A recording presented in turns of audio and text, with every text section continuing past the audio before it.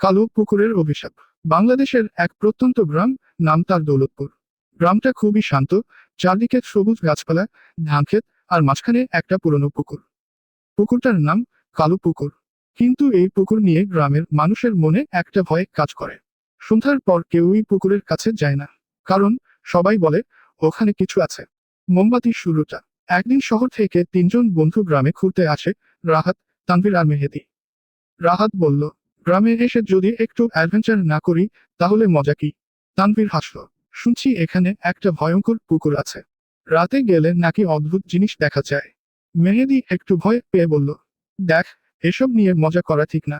গ্রামের মানুষ এমনি এমনি ভয় পায় না। কিন্তু রাহাতের মাথায় তখন একটাই চিন্তা, রাতে ওই পুকুরে যাবে। বৃদ্ধিপ্রাপ্ত অর্ধচন্দ্র গ্রামের সতর্ক। সন্ধ্যায় তারা গ্রামের এক বৃদ্ধ লোকের সাথে কথা বলছিল। বৃদ্ধ বললেন ধীরে ধীরে, বাবারা, কালো পুকুরের রাতের বেলা যেও না। রাহাত হেসে বলল, কেন চাচা, ভূত আছে নাকি? বৃদ্ধের চোখ হঠাৎ গম্ভীর হয়ে গেল।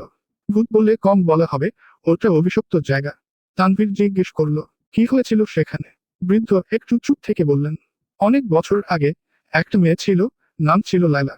স্কার্ফ পরা মহিলা লায়লার গল্প। লায়লা ছিল খুব সুন্দর আর শান্ত স্বভাবের মেয়ে। কিন্তু গ্রামের কিছু লোক তাকে অপবাদ দেয়। কেউ বলে সে জাদু জানে, কেউ বলে সে অশুভ। একদিন গ্রামবাসীরা রাগে তাকে ধরে এনে ওই পুকুরের ধারে নিয়ে যায়। লায়লা কাঁদতে কাঁদতে বলেছিল, আমি নির্দোষ, আমাকে ছেড়ে দাও। কিন্তু কেউ শোনেনি। শেষ পর্যন্ত তাকে পুকুরে ফেলে দেওয়া হয়। তারপর থেকেই অদ্ভুত ঘটনা শুরু হয়। আমাবস্যা অভিশাপ। বৃদ্ধ বললেন, রাত হলে পুকুরের পানি কালো হয়ে যায়। মাঝে মাঝে কারো কান্নার শব্দ শোনা যায়।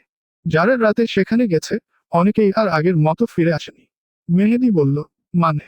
বৃদ্ধ ধীরে বললেন, কেউ পাগল হয়ে গেছে, কেউ হারিয়ে গেছে। আগুন সিদ্ধান্ত। কিন্তু এসব শুনেও রাহাতের মন বদলালো না। সে বলল, আজ রাতেই যাচ্ছি আমরা। তানভীর একটু দ্বিধায় ছিল, কিন্তু শেষে রাজি হয়ে গেল। মেহেদী অনেক বুঝাল, কিন্তু কাজ হলো না। আকাশগঙ্গার রাতের অভিযান। রাত 12টা, চারদিক নিস্তব্ধ, শুধু ঝিঝি পোকার শব্দ। তিনজন টর্চ নিয়ে বের হলো কালো পুকুরের দিকে। পুকুরের কাছে আসতেই হঠাৎ বাতাস ঠান্ডা হয়ে গেল। মেহেদী কাঁপতে কাঁপতে বলল, তোমরা কি ঠান্ডা টের পাচ্ছ? তানভীর বলল, হ্যাঁ, অদ্ভুত লাগছে। রাহাত বলল, ডরানোর কিছু নাই। এগাও। জল তরঙ্গ, অদ্ভুত দৃশ্য। পুকুরের পানি সত্যি কালো দেখাচ্ছিল। হঠাৎ পানিতে ঢেউ উঠতে লাগলো, অথচ বাতাস নেই। তারপর খুব আস্তে একটা শব্দ, বাঁচাও। তিনজন একসাথে থেমে গেল। মেহেদী বলল, শুনছ, কেউ ডাকছে। রাহাত বলল, হয়তো কেউ মজা করছে। কিন্তু তখন আবার শব্দটা এলো, আমাকে তুলে নাও। ভয়ার্ত মুখ, ভয়ঙ্কর মুহূর্ত। হঠাৎ পানির ভেতর থেকে একটা হাত উঠে এলো। সাদা, কাপা কাপা হাত। তানভীর চিৎকার করে উঠল, ওটা কি? মেহেদী পিছিয়ে গেল, চলো, এখান থেকে চলে যাই। কিন্তু রাহাত এগিয়ে গেল। সে বলল, আমি দেখে আসি। গর্ত, অদৃশ্য টান। রাহাত পুকুরের ধারে যেতেই হঠাৎ তার পা যেন কেউ ধরে টান দিল। সে চিৎকার করল, আমাকে ধর। তানভীর আর মেহেদী তাকে ধরতে গেল, কিন্তু হঠাৎ রাহাত পানির ভেতরে টেনে নেওয়া হলো। আমাবস্যা, নিস্তব্ধতা।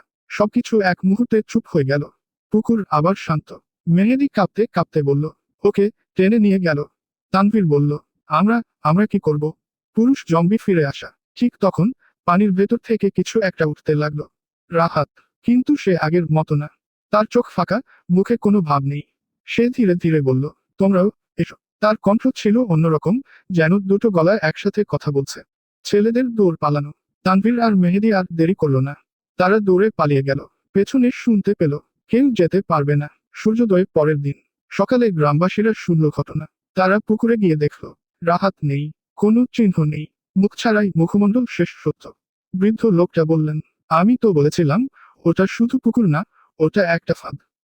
মেহেদী আর তানভীর সেই দিনই গ্রাম ছেড়ে চলে যায়। কিন্তু আমাবস্যার শেষ টুইস্ট। কয়েকদিন পর তানভীর রাতে ঘুমাচ্ছিল। হঠাৎ জানালার পাশে কেউ দাঁড়িয়ে।